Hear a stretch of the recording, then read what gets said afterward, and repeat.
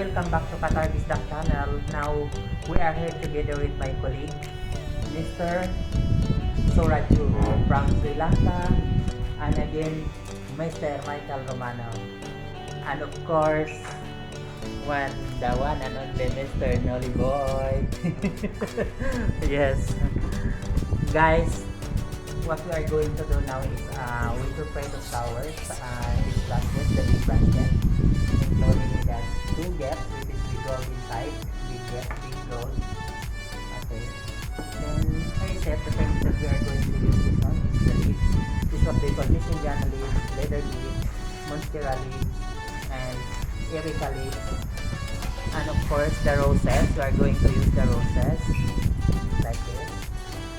And this is what they call the basket, and together with the oasis. So this we're gonna put the flowers here on the basket. Just follow me guys on my vlog. Thank you so much.